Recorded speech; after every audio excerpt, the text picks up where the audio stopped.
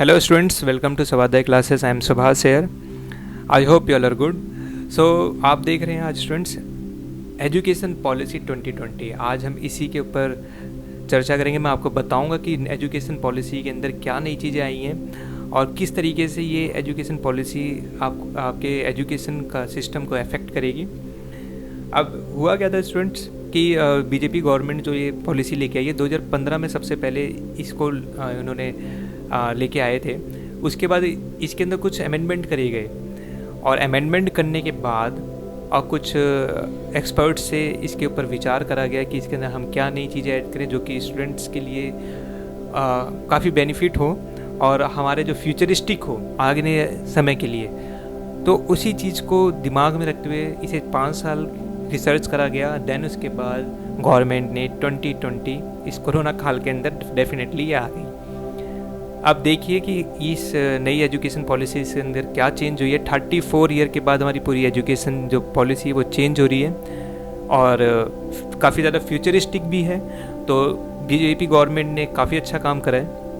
So start करते हैं students new education policy. तो सबसे पहले आप देखते हैं स्टूडेंट्स,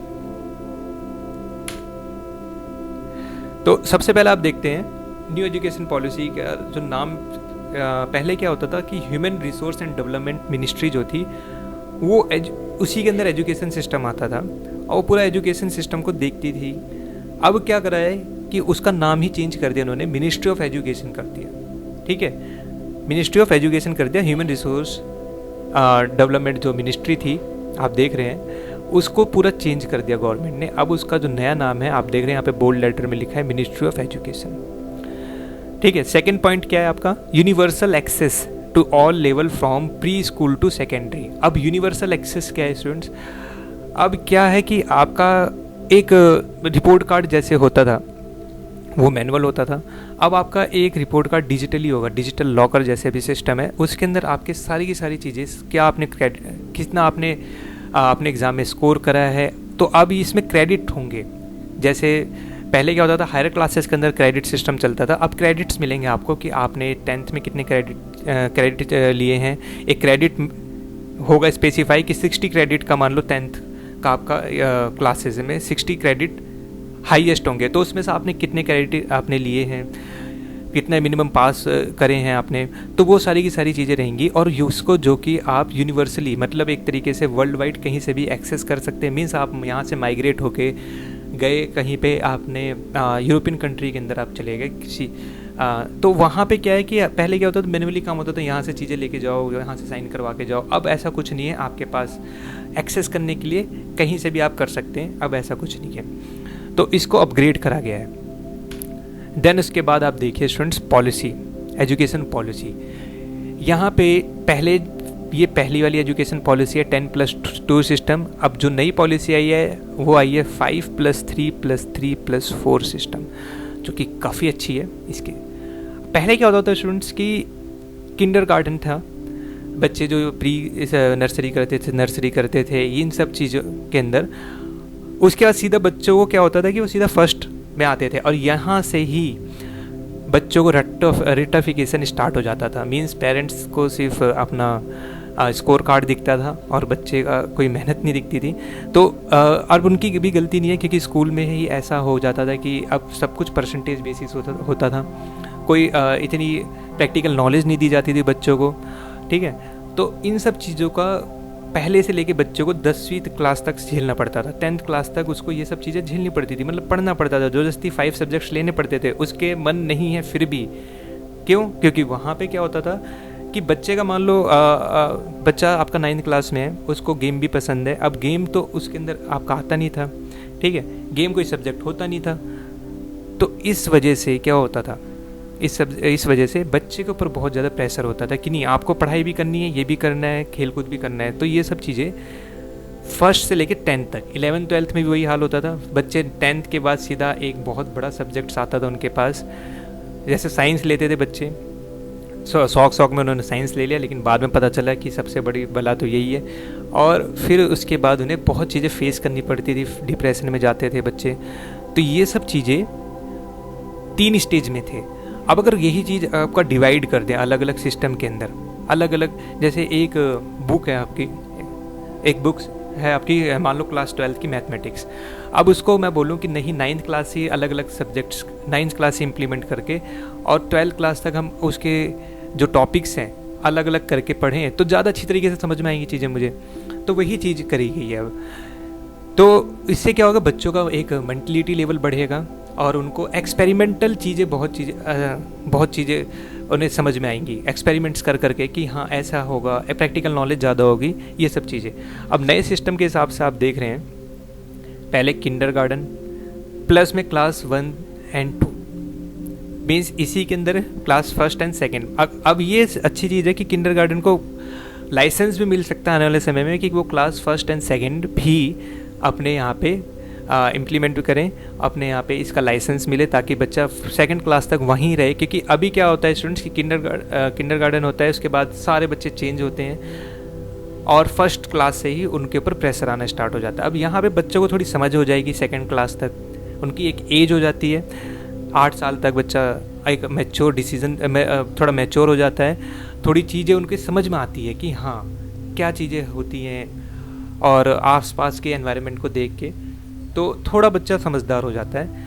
और वो एक ही जगह रहेगा तो अच्छी चीज़ ये रहेगी कि वो अपने टीचर से भी जुड़ा रहेगा और वहाँ के आपको भी पता है जब बच्चा बार बार अपने टीचर्स को चेंज करता है तो उसके मेंटलिटी लेवल पे भी बहुत ज़्यादा असर पड़ता है। ठीक है, तो ये चीज़ें होती हैं।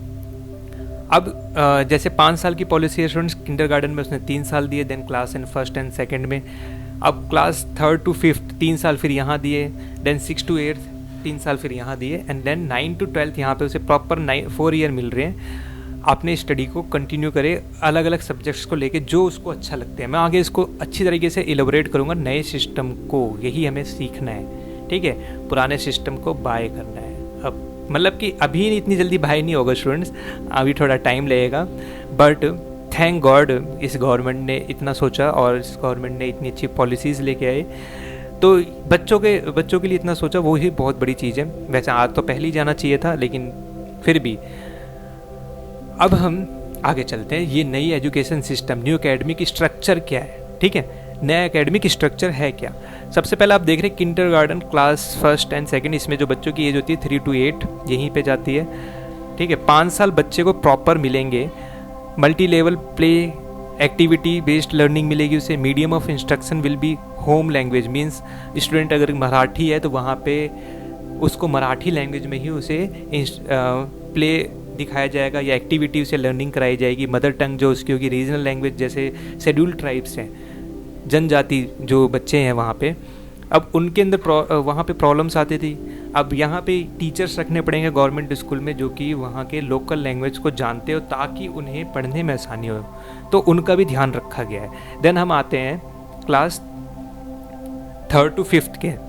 अब यहाँ पे क्या होता है बच्चों, जब आपका 2nd से बच्चा जाएगा 3rd to 5th में, तो उसकी एज होगी 8 to 11, एक अच्छा खासा एक थोड़ा मैच्योर हो जाएगा बच्चा और चीज़ें समझेगा। यहाँ पे क्या होगा, फिर उसे प्ले सिखाया जाएगा, discovery and activity based and interactive classroom learning. Means अब आप बोलोगे ये क्या चीज़ है।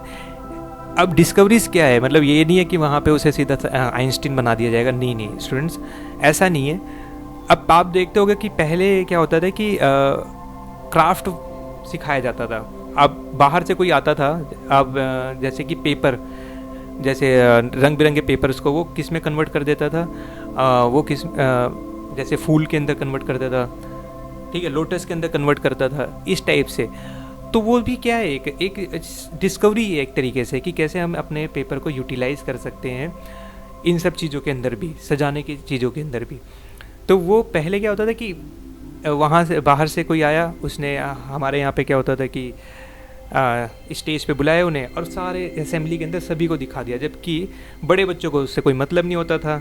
देन उसके बाद जो छोटे बच्चे होते थे उनको पर्सनल अटेंशन की ज़रूरत होती थी, उनका सीखने का मन है बट कैसे सीखें, वो तो स्टेज पे सिखा रहा है। तो ये सब चीज़ें हैं जो कि अब स्कूल्स के अंदर होनी चाहिए और जो कि बहुत ज़्यादा ज़रूरी भी है। वैसे जो हाई क्लास के प्राइवेट स्कूल्स हैं जहाँ पे अच्छी खासी पेमेंट है, वहाँ तो ये चीज़ें अभी चलती ही हैं, बट अगर इसे हम ग्राउंड लेवल पे देखा जाए गवर्नमेंट स्कूल के अंदर या थोड़े जो बीच के लेवल के स्कूल है जहाँ पे मिडिल क्लास ज़्यादा पढ़ता है, अपर मिडिल क्लास ज़्यादा पढ़ता है, तो वहाँ पे ये सब चीज़ें थोड़ी कम देखी जाती है, जिसके वजह से क्या होता है कि बच्चों का जो मेंटलिटी लेवल है डिस्कवरी सीखने का, वहाँ पे वो चीज़ सीखने का वो चीज़ नहीं हो पाता स्टूडेंट्स। तो ये सब चीज़ें अब गवर्नमेंट लाने वाली है, इम्प्लीमेंट करेगी धीरे धीरे। देन उसके बाद बच्चा आएगा, अभी यहाँ पे अपना 5 ईयर, देन उसके बाद 3 ईयर, देन उसके बाद फिर से 3 ईयर, 6 to 8 के अंदर। अब यहाँ से स्टूडेंट्स क्या होगा कि वोकेशनल कोर्सेज स्टार्ट हो जाएंगे आपके मीन्स आपका जो सब्जेक्ट रहेगा उसके साथ आप अपना कोई भी वोकेशनल कोर्स स्टार्ट कर सकते हैं। वोकेशनल कोर्स जैसे किसी कोई लड़की है, उसका फैशन डिज़ाइनिंग में मन है, तो यहाँ से उसकी एक सीढ़ी स्टार्ट हो जाएगी, ठीक है। कोई आर्ट्स के अंदर अच्छा है, किसी की ड्राइंग अच्छी है, यहाँ से स्टार्ट हो जाएगा। कोई टेक्नीशियन में अच्छा है, कंप्यूटर नॉलेज उसके लेना चाहता है, हार्डवेयर के सिस्टम में कि हाँ मदरबोर्ड कहाँ होता है, रैम कहाँ लगती है, तो वो यहाँ से स्टार्ट हो जाएगा। कोडिंग स्टार्ट कर देगी गवर्नमेंट, कोडिंग डिकोडिंग, जो कि पहले 12th के बाद स्टार्ट होता था। अब होता है क्या कि अगर बच्चों को यहीं से थोड़ी बहुत कोडिंग भी हम बताएं, जो कि फ्यूचरिस्टिक है काफ़ी, और फ्यूचर के अंदर कोडिंग बहुत ज़्यादा इम्पॉर्टेंट है, ठीक है, तो ये भी यहीं से स्टार्ट कर देंगे। और यहाँ से स्टार्ट करने का ये फ़ायदा रहेगा कि बच्चों का एक लेवल है दिमाग का, वो यहाँ से बहुत अच्छा रहता है। यहाँ पे वो चीज़ें जल्दी सीखते हैं, ठीक है। फ़न वे में अगर हम कराएंगे तो बहुत जल्दी सीखेंगे वो। अब उसके बाद हम चलते हैं, जब बच्चा 9 to 12, बहुत ज़्यादा इम्पॉर्टेंट है ये। अब जो बच्चे को पूरे 4 साल मिलेंगे सीखने की चीज़ें, ठीक है। मल्टी डिसिप्लिनरी स्टडी होगी, ग्रेट क्रिटिकल थिंकिंग होगी। मतलब कोई आपका मान लो कोई मैथ सब्जेक्ट है, उसके साथ आपने ज्योग्राफिकल पार्ट ले लिया, बच्चा मतलब ये कर सकता है कि वो आर्ट्स का बच्चा भी बायो ले सकता है, बायो का बच्चा भी कॉमर्स के कोई सब्जेक्ट्स ले सकता है अपने इंटरेस्ट के हिसाब से। वैसे तो ये चीज़ें अभी private school, high private school में चलती ही थी, बट अब क्या है कि क्योंकि क्या होता है स्टूडेंट्स की जो थोड़े महंगे स्कूल होते हैं, थोड़े हाई क्लास के स्कूल होते हैं, वहाँ पे उनके पास फ़ंड अच्छा खासा होता है, तो उनके पास इतना होता है कि वो एक अच्छे टीचर को अफोर्ड कर सकते हैं, अलग अलग टीचर्स को।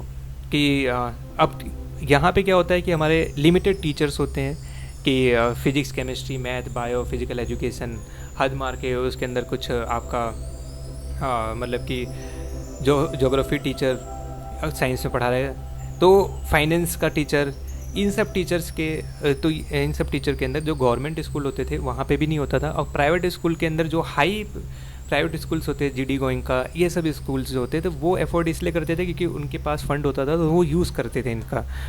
तो यहाँ पे उनके पास, बच्चों के पास ऑप्शन होता था, ठीक है। अब यहाँ पे क्या है, 9 to 12 के अंदर ही बच्चे के अंदर ये रहेगा कि वो अपना एक सब्जेक्ट ले ले, या गेम भी एक सब्जेक्ट है, अब ऐसा नहीं है।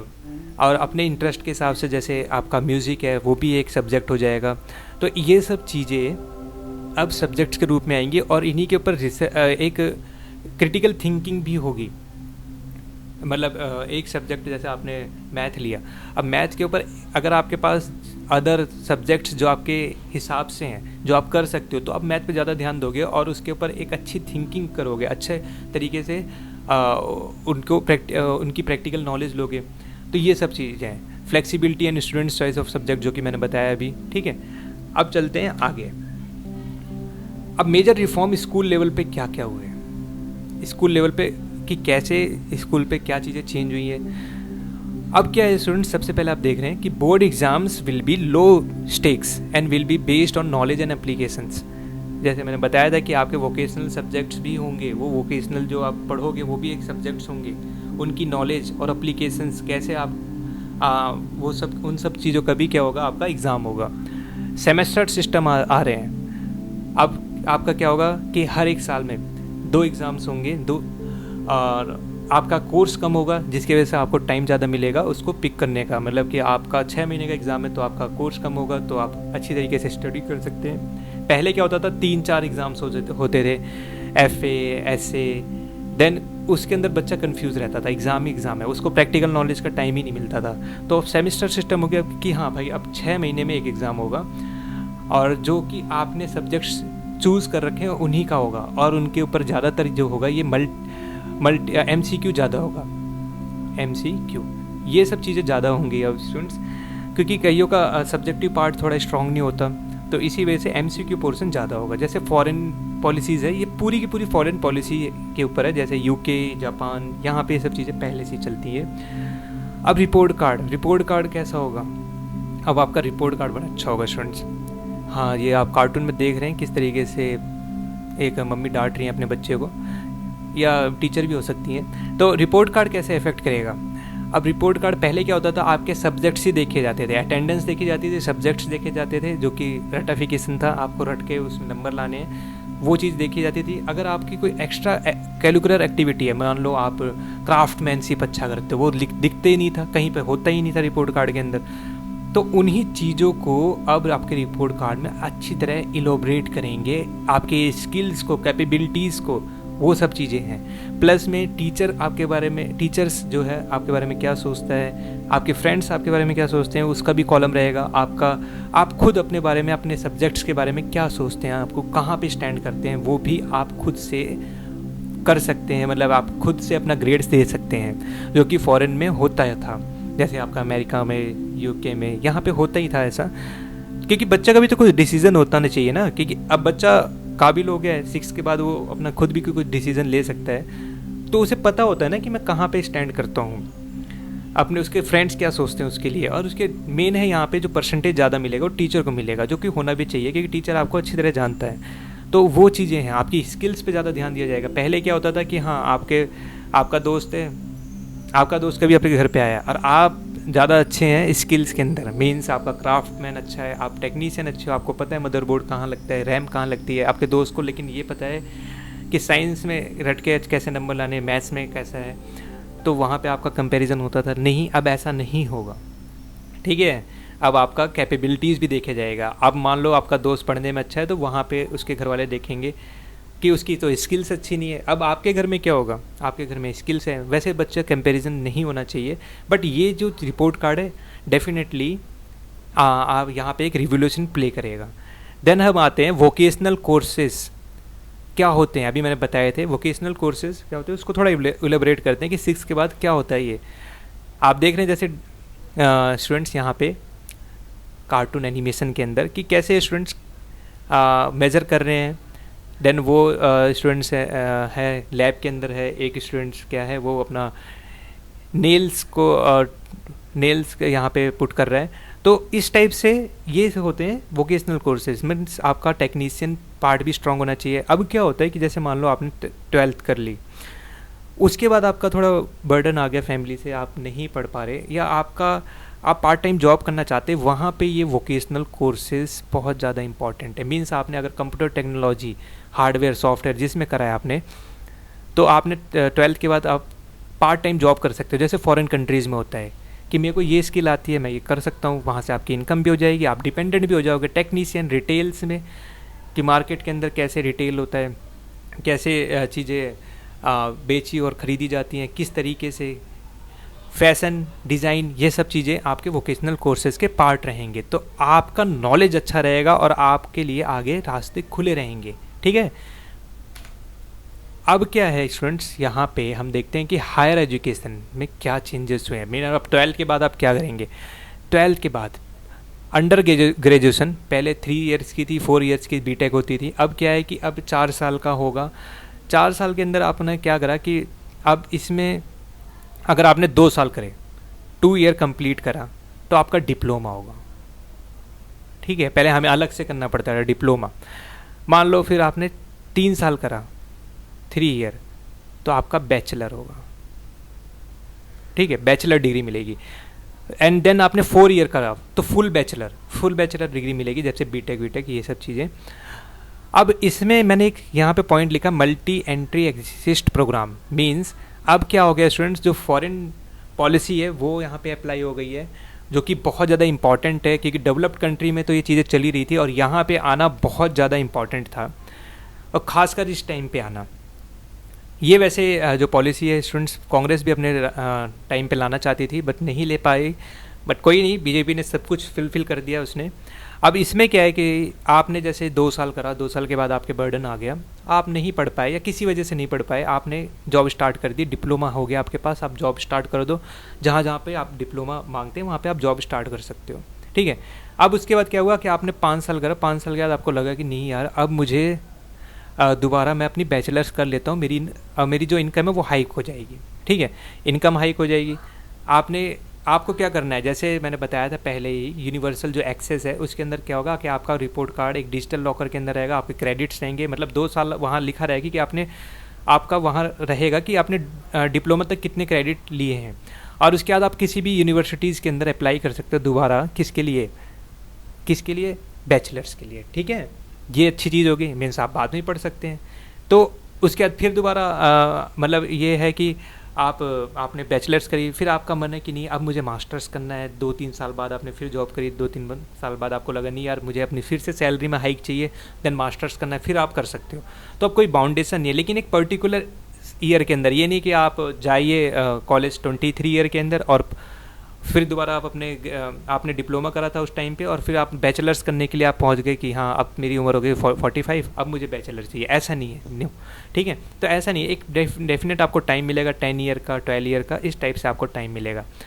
पीजी आपकी 1 और 2 ईयर, 1 ईयर और 2 ईयर का मतलब ये है कि अगर आपने 4 साल का ग्रेजुएशन कर रखा है, अंडर ग्रेजुएशन जो कोर्स है आपका, फुल ग्रेजुएशन कोर्स है, तो आपको 1 ईयर का पीजी करना है। अगर आपने 3 साल का करा है, जैसे अभी क्या होता है बीएससी करते हैं, बीए करते हैं, तो उसके बाद आपको एमए करते हैं तो 2 ईयर लगते हैं। तो वही चीज़ है कि आपने अगर 3 ईयर का कोर्स करा है तो आपको 2 ईयर्स लगेंगे पीजी के लिए, मिलेंगे आपको। उसके बाद आता है इंटीग्रेटेड बैचलर एंड मास्टर्स। अभी भी क्या है स्टूडेंट्स की, हम अगर बीटेक एमटेक करते हैं डुअल तो 5 ईयर्स लगते हैं। उसी चीज़ को इन्होंने बोला है इंटीग्रेटेड बैचलर एंड मास्टर, इसमें कोई चेंजेस नहीं है, बट ये चेंजेस अच्छे हैं कि इन्होंने एमफिल को हटा दिया, सीधा बस पीएचडी ले आए हैं। ठीक है, पीएचडी लेके आ गए हैं। अब पीएचडी के अंदर आपके 4 to 5 ईयर मिलेंगे, आप आराम से करिए। अब एमफिल हट गया है, ये नहीं आपने पहले एमफिल के लिए एंट्रेंस के लिए तैयारी करो, फिर एमफिल में एडमिशन लो, फिर उसके बाद पीएचडी करो, कोई ऐसी दिक्कत नहीं है। अब सीधा आप पीएचडी के अंदर जाइए मास्टर्स के बाद। ठीक है, तो ये पॉलिसीज़ बड़ी अच्छी आई हैं इसमें। अब हम आगे चलते हैं कि स्टूडेंट्स की इसके ड्रॉबैक्स क्या है। हमने इतने सारे इसकी अच्छाइयाँ पढ़ ली, अब ड्रॉबैक्स पे तो देखा जाए। अब ड्रॉबैक्स क्या है कि यहाँ पे कि medium of instruction until least class 5 but preferably till class 8 and beyond will be home language, mother language, local language. Means कि स्टूडेंट्स की 8, 9, 10 या मतलब कि 8 तक आपका कोई भी लैंग्वेज के अंदर, जैसे कोई स्टेट है महाराष्ट्र, वहाँ पे मराठी के अंदर पढ़ा रहे हैं लोकल लैंग्वेज में, बट अब हुआ क्या कि बच्चा आ गया दिल्ली के अंदर, अब उसको इंग्लिश में पढ़ना है, तो यहाँ पे थोड़ी प्रॉब्लम हो सकती है, मतलब लैंग्वेज बैरियर आ सकता है एक। और मोस्टली क्या है कि अभी तो ये अच्छा था कि इंग्लिश को ज़्यादा प्रीफर करा जा रहा था, और जिसका फ़ायदा भी था स्टूडेंट्स, इसलिए फ़ायदा था कि आपने देखा होगा कि अपने यहाँ इंडिया के जो स्टूडेंट्स हैं वो ईज़िली शिफ्ट हो जाते हैं यूके, कनाडा और आपका मतलब कि नॉर्वे, अलग अलग कंट्रीज़ के अंदर जहाँ पे इंग्लिश बोली जाती है, आराम से वो वहाँ पे एडजस्ट हो जाते हैं, क्योंकि हमें इंग्लिश में इतनी प्रॉब्लम्स नहीं होती, हम शुरू से इंग्लिश के अंदर ही हम पढ़ते हैं, तो हमें इतनी प्रॉब्लम नहीं होती। बट अगर हम मदर लैंग्वेज के अंदर ज़्यादा पढ़ेंगे तो प्रॉब्लम होगी हमारे स्टेट्स के अंदर भी। अगर हम इंटर स्टेट्स चेंजिंग करते हैं, कोई कोलकाता का बच्चा है वो आता है दिल्ली के अंदर, तो उसे लैंग्वेज बैरियर्स यहाँ पे फेस करना पड़ेगा।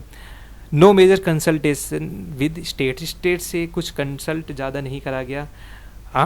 जो ये पॉलिसी आई है इससे ज़्यादातर स्टेट से कंसल्ट नहीं करा गया, नहीं तो वो भी सजेस्ट करते हैं कि मदर लैंग्वेज को किस तरीके से हम अपना ठीक कर सकते हैं, इसके जगह पे हम क्या नई पॉलिसी ला सकते हैं लैंग्वेजेस के अंदर।